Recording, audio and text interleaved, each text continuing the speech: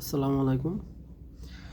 আজকে আমি আপনাদের শেখাবো হচ্ছে কীভাবে একটা ব্যাচ ফ্যাক্টরিতে ডাইং করা হয়, অর্থাৎ কাপড় ডাইং করা হয় প্র্যাকটিক্যালি। আমি হচ্ছে যে ইনফরমেশনগুলো ফ্যাক্টরি থেকে কালেক্ট করেছি সেগুলো আমি আজকে আপনাদের দেখাবো।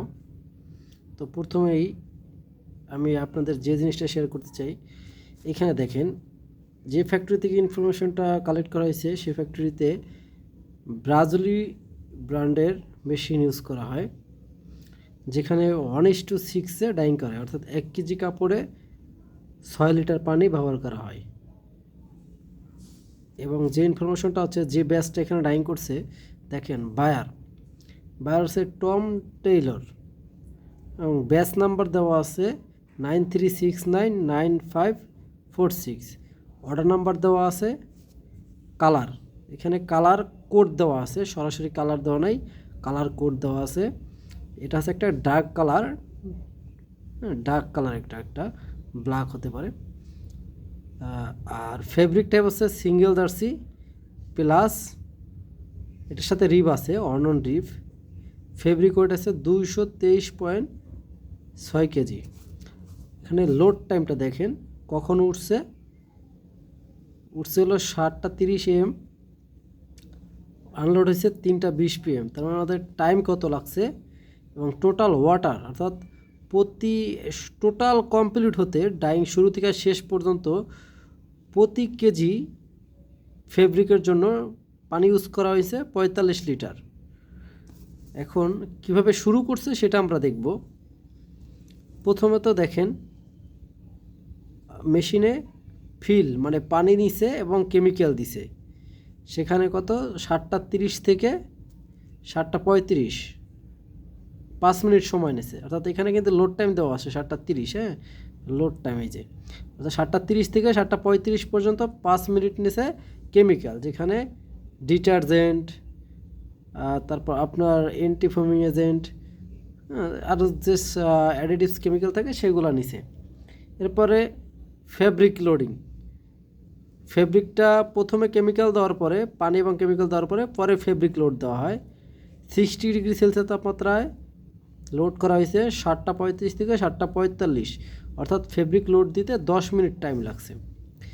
লোড দেওয়ার পরে কাস্টিক ইনজেক্ট দেওয়া হয়েছে 60 ডিগ্রি সেলসিয়াস তাপমাত্রায় 7:45 থেকে 7:50, 5 মিনিট। এবং এই কাস্টিক ইনজেক্ট করা হয় লিনিয়ারভাবে, না, এটা সরাসরি ইনজেক্ট হয়েছে, ইনজেক্ট করা হয়েছে। এরপরে আপনার পারক্সাইড কী করছে 70 ডিগ্রি সেলসিয়াস তাপমাত্রায় 7:50 থেকে 7:55, 5 মিনিট সময় নিছে। এখানে এই জিনিসটি খেয়াল করেন, 60 থেকে এই যে 70 থেকে 98, এটা হচ্ছে একটা গ্রেডিংয়ের মাধ্যমে তাপমাত্রা বাড়ানো হয়। এ গ্রেড অথবা বি গ্রেড, এইভাবে একটা গ্রেড থাকে। যেমন এ গ্রেডে 2 ডিগ্রি সেলসিয়াস তাপমাত্রা হিসেবে বাড়বে, বি গ্রেডে 3 ডিগ্রি সেলসিয়াস তাপমাত্রা হিসেবে বাড়বে প্রতি মিনিটে।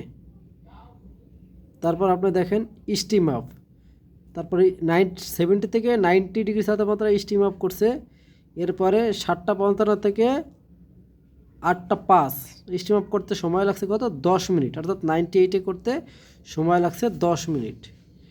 আর আবার রান টাইম নিয়েছে 98-এ 8:05 থেকে 8:45, অর্থাৎ স্কাউরিংয়ের রান টাইম লাগছে কত 40 মিনিট।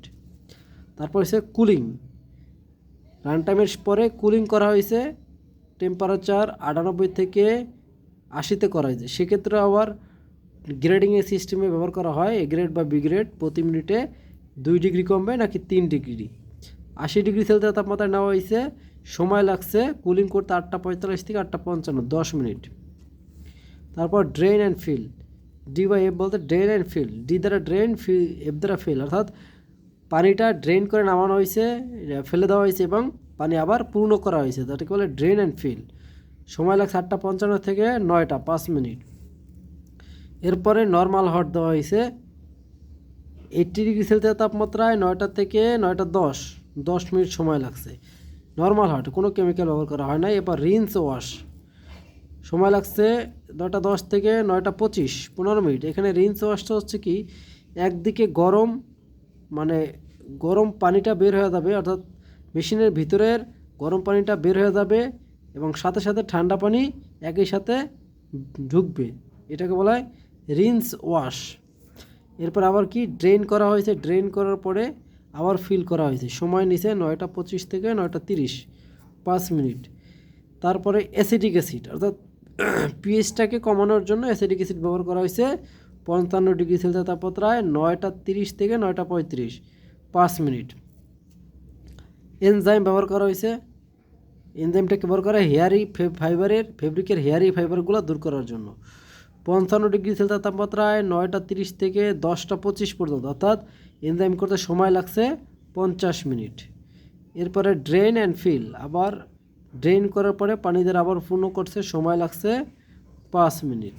তারপর আবার পানি দিয়ে নর্মাল হট 80 ডিগ্রি সেলসিয়াস তাপমাত্রা বাড়ানো হয়েছে গ্রেডিংয়ের মাধ্যমে, গ্রেডিং পদ্ধতিতে, এবং 10টা 30 থেকে 10টা 36, 6 মিনিট সময় লাগছে। তারপর আবার ড্রেন ফিল, আবার ড্রেন করার পর পানি দ্বারা পূর্ণ করছে, সময় লাগছে 5 মিনিট। এরপর হচ্ছে লেবেলিং দেওয়া হয়েছে, লেবেলিং কেমিক্যাল 60 ডিগ্রি সেলসিয়াস তাপমাত্রায় নামানোর পরে 80 থেকে 60 করার পরে 10টা 41 থেকে 10টা 46, সময় লাগছে 5 মিনিট। এরপরে রান টাইম 60 ডিগ্রি সেলসিয়াস তাপমাত্রায় 10টা 46 থেকে 11টা 10, রান টাইম 24 মিনিট সময় লাগছে। এরপরে কালার ডোজিং করা হয়েছে 60 ডিগ্রি সেলসিয়াস তাপমাত্রায় 11টা 10 থেকে 11টা 30, 20 মিনিট সময় নিছে কালার ডোজিং করার জন্য। কালার ডোজিংটা করানো হয়েছে লিনিয়ার পদ্ধতিতে। এবার রান টাইম করা হয়েছে 60 ডিগ্রি সেলসিয়াস তাপমাত্রায় 11টা 30 থেকে 11টা 40, 10 মিনিট। সল্ট ডোজিং, রান টাইমের পর সল্ট ডোজিং, এখানে সল্ট ডোজিং একবার করা হয়েছে কারণ এটা একটা ডার্ক কালার, অর্থাৎ এটা ব্ল্যাক কালারের মতো বা ব্ল্যাক কালার হতে পারে। এই ডার্ক কালারগুলোর ক্ষেত্রে সল্ট ডোজিং অথবা ব্ল্যাক কালারের ক্ষেত্রে সল্ট ডোজিং একবারে করা হয়, দুইবারে করা হয় না। সল্ট ডোজিং 60 ডিগ্রি সেলসিয়াস তাপমাত্রায় 11টা 40 থেকে 11টা 46, 6 মিনিট সময় লাগছে। এরপরে রান টাইম 60 ডিগ্রি সেলসিয়াস তাপমাত্রায় 11টা 46 থেকে 12টা 6, অর্থাৎ 20 মিনিট সময় লাগছে রান টাইম। এরপরে first time soda dosing 60 degree Celsius তাপমাত্রায় 12টা 6 থেকে 12টা 26, ফার্স্ট টাইম সোডা ডোজিংয়ে 20 মিনিট সময় লাগছে। এবং এখানে দেখেন টোটাল সোডার 70% প্রথমে ডোজিং করা হয়েছে, এটা হলো লিনিয়ার পদ্ধতিতে ডোজিং করানো হয়েছে। 70% মানে 30% ডোজিং করা হয়েছে সোডার। এরপরে রান টাইম 60 ডিগ্রি সেলসিয়াস তাপমাত্রায় 12টা 26 থেকে 12টা 32, সময় লাগছে 6 মিনিট। এরপরে আমরা দেখব second time soda dosing 60 degree Celsius তাপমাত্রায় 12টা 32 থেকে 1টা 2, অর্থাৎ 30 মিনিট সময় লাগছে। দ্বিতীয়বার সোডা ডোজিং করা হয়েছে বাকি 70%, প্রথম 30% বা সোডা ডোজিং করা হয়েছে, পরে আবার 70%। এটা হচ্ছে প্রোগ্রেসিভ পদ্ধতিতে, যেখানে ধীরে ধীরে বাড়বে ডোজিংয়ের পরিমাণ। কালার স্টিম 60 ডিগ্রি সেলসিয়াস তাপমাত্রায় 1টা 2 থেকে 1টা 42, 40 মিনিট সময় নিচ্ছে কালার স্টিমের জন্য। তারপর ড্রেন অ্যান্ড ফিল, পানি অর্থাৎ কেমিক্যালগুলো যুক্ত যে আছে আপনার মেশিন থেকে ড্রেন করা হয়েছে এবং পানি দ্বারা পূর্ণ করা হয়েছে 1টা 42 থেকে 1টা 47, সময় নিচ্ছে 5 মিনিট। তারপর ওয়াশ করা হয়েছে একটা নর্মাল ওয়াশ 60 ডিগ্রি সেলসিয়াস তাপমাত্রায় 1টা 47 থেকে 1টা 52, 5 মিনিট সময় নিছে। আবার রিন্স ওয়াশ, যেখানে ভিতরের পানি একসাথে বের হবে এবং বাইরের পানি ঠান্ডা পানি একই সাথে মেশিনের ভিতরে যাবে, সময় নিছে 13 মিনিট। এবং ড্রেন অ্যান্ড ফিল, ড্রেন করছে এবং ফিল করছে পানি দ্বারা 5 মিনিট সময় নিচ্ছে। এবং অ্যাসিড দ্বারা এটাকে নিউট্রাল করা হয়েছে, পিএইচটাকে 50 ডিগ্রি সেলসিয়াস তাপমাত্রায় 2টা 10 থেকে 2টা 20, 10 মিনিট সময় নিছে। এরপর আবার ড্রেন অ্যান্ড ফিল 2টা 20 থেকে 2টা 25, 5 মিনিট সময় নিছে। এরপরে কী করছে, স্যাম্পলটা চেক করছে 2টা 25 থেকে 3টা 20, অর্থাৎ স্যাম্পল চেক করতে সময় নিছে 45 মিনিট, যে স্যাম্পলটি ওকে আছে কি না।